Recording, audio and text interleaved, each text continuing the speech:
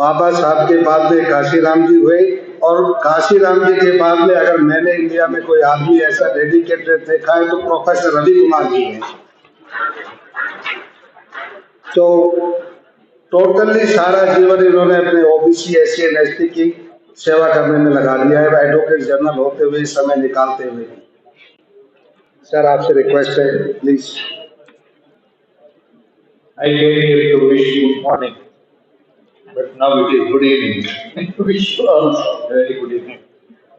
I'm sorry I'm unable to speak in Hindi. I was speaking Hindi earlier. I even made a speech in Hindi on the lawns of the Constitution Club. And my speech was so well received. Immediately I was elected as the executive committee member of National janm, the then party, on 1st May 1977. But later I married a girl who speaks Hindi, and she said, "Your Hindi is hopeless.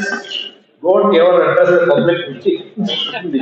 So from 1983, I have stopped addressing any public meeting in Hindi. Can you pardon me? I am unable to. I lost touch now. Anyway. At the outset, I congratulate the All Bar Association, then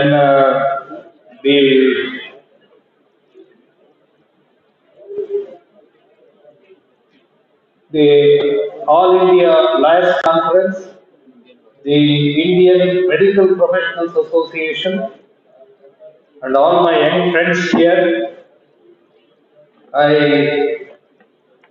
congratulate you, because in the Constitution Club so far 5 conferences have been held, lawyers conferences. Dr. Sangeeta Verma spoke so emphatically on the legal profession. Yes, madam, you are right. We are the leaders of the society.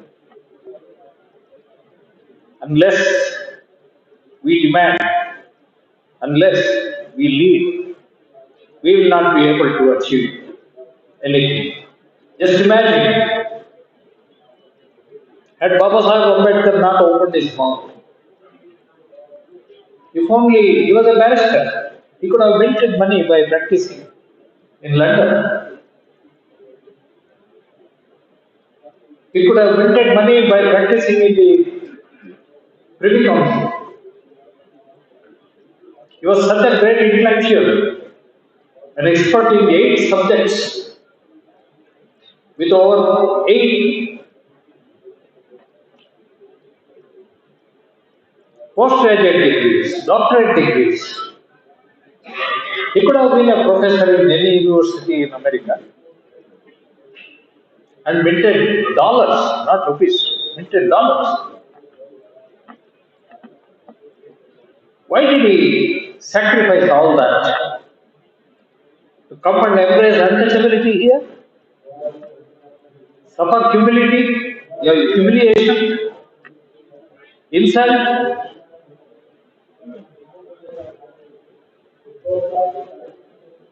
You are right. In the legal profession, we have to exhibit that kind of a struggling character. Baba Sahib Ambedkar was hailed as a man of struggling character by no less a person than Gandhiji.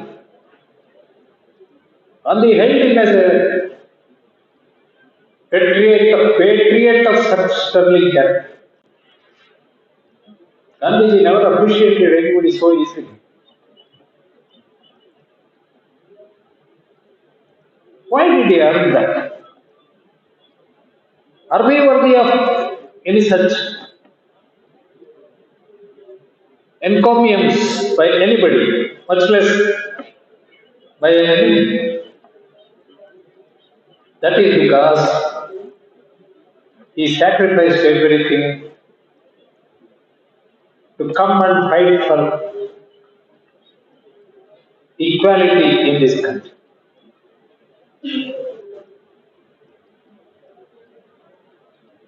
He fought for equality of women. No women's organization remembers him. The Hindu Code Bill was essentially to get equal rights to women. He did not resign any post for the sake of reservation, but he resigned his post because he was unable to get equality for women through the Hindu Code.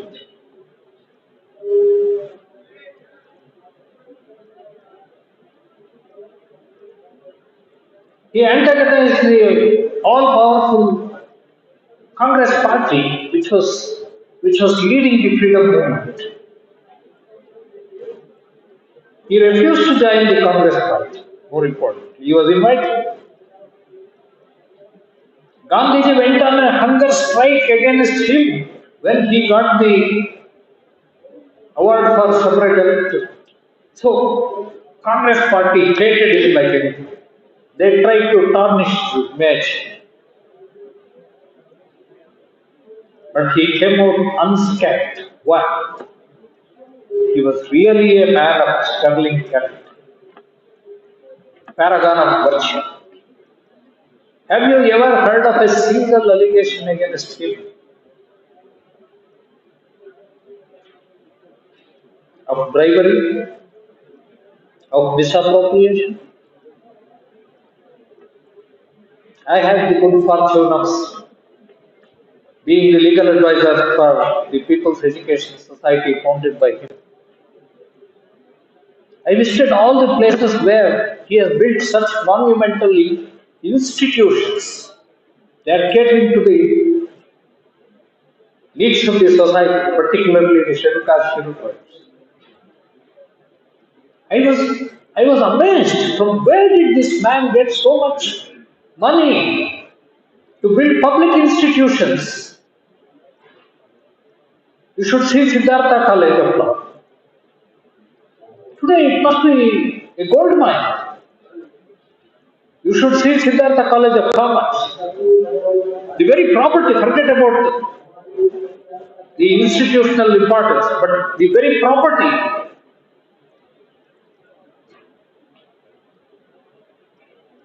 Then the Ambedkar University.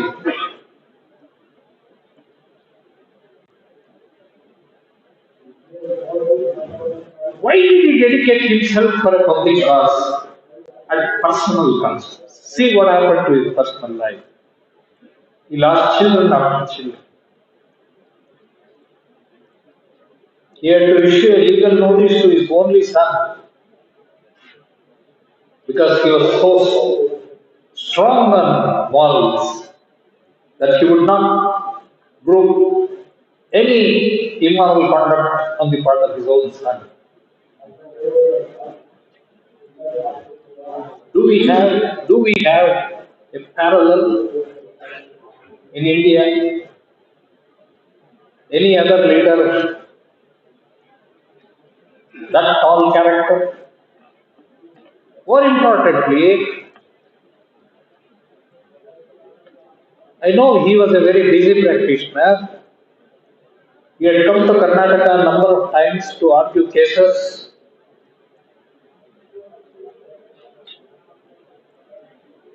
but at the same time, he ensured that everywhere he went, there was an institution to educate people, educate masses. That is the importance he gave to education.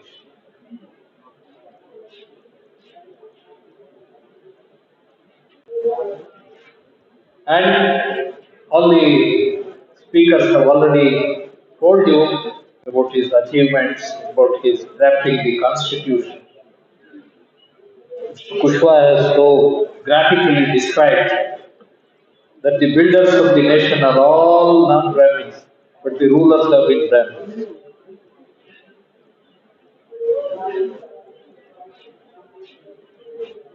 Kushwaji, you did not mention one important thing.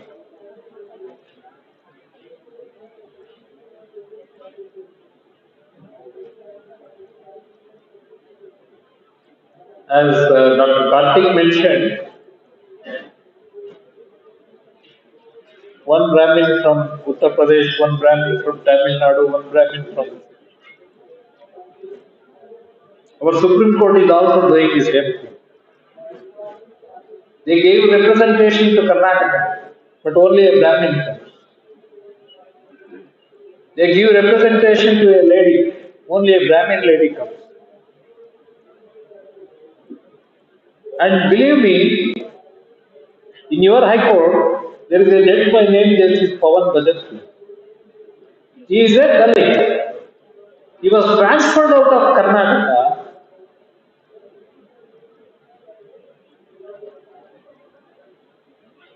Why? Because he was senior to a Brahmin. Still the earth was not clear. There was one more judge who was a non-Brahmin and a backward class man. He is Justice Narendra. He is transferred out of Karnataka. He is now working in Amravati, Andhra Pradesh. All this was done for one purpose. The next man would get 15 days to be designated as a Chief Justice. His seniors are still noting as puny judges, but the junior most, by virtue of his caste, he was elevated as Chief Justice of Karnataka. For 15 days, he was the Chief Justice. Now, this is how diversity is working in the judiciary. It is with this background. What you did not mention is the first census in the country was done in the year 1872, 1872. Till then, everyone believed Brahmins are the most populous community in the country. In Karnataka, almost all the jobs were held by them. In the then princely state of Mysore, it was discovered Brahmins constituted only 3% population, but they occupied 99% of the force. Whether it is munshis, civil judges, assistant commissioners, tahsildars, amildars, head constables, sub-inspectors, inspectors, everybody. So, 1872 opened the eyes of the princely state of Mysore rulers. For the first time anywhere in the world, the concept of social justice was introduced in the then princely state of Mysore in the year 1874. Reservation was provided in the police department, in the post of head constable, sub-inspector, inspectors on an experimental basis. It was reviewed by Seshadri Iyer, a Brahmin Diwan, in the year 1885.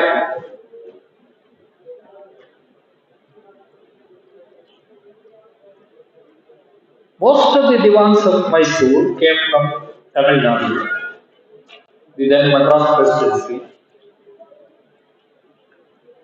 and they were invariably Tamil Brahmins. So, the Karnataka Brahmins raised a banner of revolt. Why are you giving all the posts to only Tamil Brahmins? Why not to Karnataka Brahmins? Why not Mysore Brahmins? So the first beneficiary was Saran Vishweshwaraya. He was appointed as Diwan in the year 1910. That is when,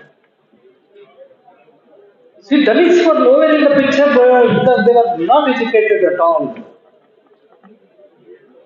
The Maharaja realized he should open hostels for Dalits.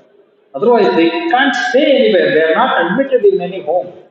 So hostels were open, schools were open, Panchamshale, it was exclusively for Dalits, open.